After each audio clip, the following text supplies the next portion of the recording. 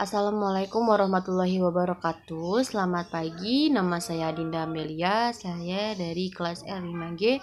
Saya di sini akan menuangkan bacaan saya dalam buku yang berjudul Etika Kehumasan, Konsepsi dan Aplikasi, yaitu penulisnya adalah Bapak Rosadi Ruslan. Nah, yang pertama itu ada filsafat etika. Pengertian filsafat etika itu menurut logonya, kata atau istilah filsafat berasal dari bahasa Arab yaitu filsafat. Filsafah. Nah, sedangkan menurut asal katanya yang sesungguhnya, kata falsafah tersebut berasal dari bahasa Yunani yaitu filosofia. Nah, kata filosofia itu dibagi menjadi dua, yaitu filio atau filien dan kata sophia. Nah, kalau kata artinya filio adalah cinta dan sophia artinya kebenaran.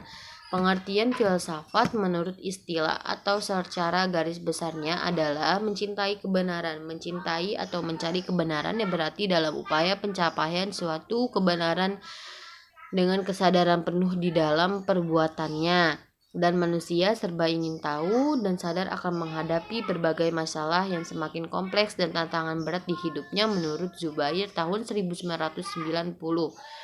Nah, filsafat memiliki berbagai macam pengertian, yaitu antara lain ini masih dalam menurut Zubair ya, ada cinta akan kebijaksanaan, yang kedua ilmu pengetahuan yang memiliki hakikat untuk memperoleh kebenaran, yang ketiga hasil pemikiran yang kritis, analitis, evaluatif, dan sistematis, dan yang keempat itu pendalaman lebih lanjut dari pengembangan ilmu pengetahuan. Nah, yang kelima itu merupakan pandangan hidup, yang keenam anggapan atau asumsi dasar, yang ketujuh bersifat kritis, rasional, refleksi, radikal, integral, dan tidak fragmentaris secara universal. Ada juga menurut filsafat menurut Plato dan Aristoteles.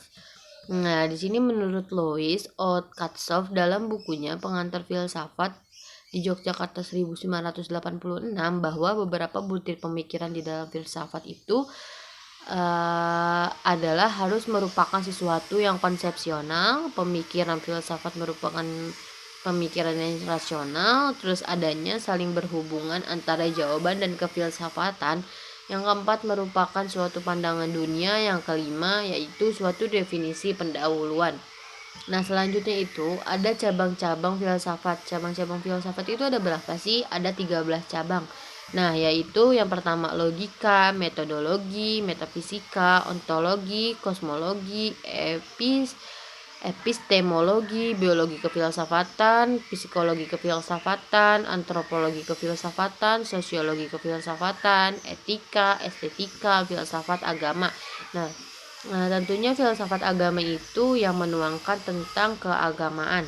Nah, di sini juga ada aliran di dalam filsafat. Aliran dalam filsafat secara garis besarnya terdapat dua aliran utama ya, yaitu aliran realisme dan kedua aliran idealisme. Dan keduanya aliran tersebut masing-masing pengertiannya yaitu bercorak. Aliran realisme itu merupakan aliran yang berpandangan bahwa pengetahuan manusia yang benar adalah apa sesungguhnya, ada yang baik dalam arti realita atau penampakan.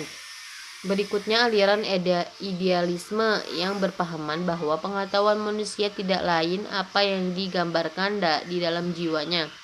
Sedangkan yang nyata terlihat tersebut adalah bukan sebenarnya melainkan gambaran semata. Itu menurut Subagio tahun 1992 ya. Dan kemudian tahap perkembangan berikut bermunculan corak-corak pemikiran atau aliran filsafat baru, yakni ada aliran filsafat positifisme, pragmatisme, materialisme, naturalisme, empirisme, rasionalisme, eksistensialisme, dan spiritualisme. Nah, terus ada dua bidang metafisika, dibagi menjadi dua golongan. Nah, yaitu aliran bersifat kuantitas dan kualitas. Di teori ilmu pengetahuan aliran filsafat ini terdapat 3 bagian. yaitu rasionalisme, empirisme, dan gabungan. Nah, di sini juga ada pengertian etika atau etimologi berasal dari bahasa Yunani yaitu ethos yang berarti watak, kesusilaan atau adat kebiasaan. Nah, etika itu biasanya berkaitan erat dengan moral. Etika dan moral itu lebih kurang sama ya pengertiannya, tetapi dalam kegiatan sehari-hari terdapat perbedaan, yaitu moral atau moralitas itu untuk penilaian perbuatan yang dilakukan. Misal, Anda melakukan hal baik, moral Anda akan baik, dan kalau misalnya Anda membuat atau melakukan kegiatan yang kriminal, Anda akan dinilai sama seseorang mempunyai moral yang tidak baik. Nah, sedangkan etika adalah untuk pengkajian sistem nilai-nilai yang berlaku. Nah, peran dan fungsi humas itu harus diperhatikan juga aspek-aspek kode perilakunya, yaitu ada 4: kode of conduct, kode of profession, kode of publication, dan yang terakhir adalah kode of enterprise. Macam-macam etika itu ada 2 macam: etika deskriptif dan normatif. Tinjau dari teori dasar dari etika normatif tersebut, maka terdapat 2 dasar teori, yaitu antara lainnya ada deontologis dan teologis. Nah, muncul 2 aliran teologis, yaitu egoisme dan utilitarisme. Nah, kiat menjadi seorang humas profesional yaitu harus memiliki ciri-ciri khusus tertentu, harus memiliki skill dan kemampuan dan pengetahuan yang tinggi, memiliki dan mempunyai kode etik, memiliki tanggung jawab atas profesinya, memiliki jiwa pengabdian kepada publik dan masyarakat, dan otonomitas organisasi profesional, menjadi anggota salah satu organisasi profesi sebagai wadah untuk menjaga eksistensinya. Nah, prinsip-prinsip etika profesi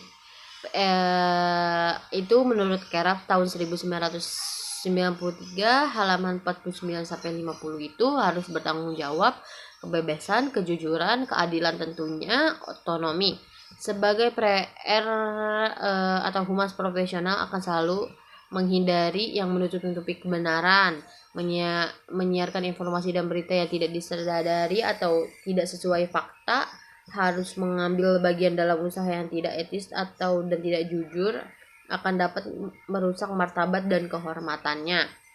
Nah, terus menggunakan segala macam cara dan teknik yang tidak disadari serta tidak dikontrol, sehingga tindakan individu itu tidak lagi didasarkan kepada keinginan pribadi yang bebas dan bertanggung jawab. Nah, menurut saya tambahkan, saya juga menemukan kelemahan di buku ini, yaitu penjelasannya terlalu tulisan semua, jadinya saya sebagai pembaca yang baru mau mulai merasa jenuh atau bosan dalam membacanya karena tidak ada gambar sesuatu yang dijelaskan dengan gambar atau warna-warna yang menarik perhatian saya.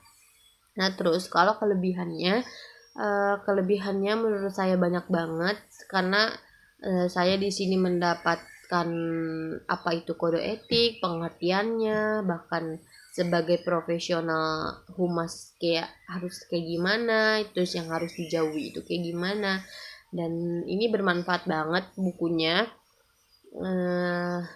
Terus apa ya, pokoknya bagus banget dibaca buat kalangan kita yang mau menjadi humas profesional. Dan itu saja yang bisa saya sampaikan, kurang lebihnya mohon maaf. Wassalamualaikum warahmatullahi wabarakatuh.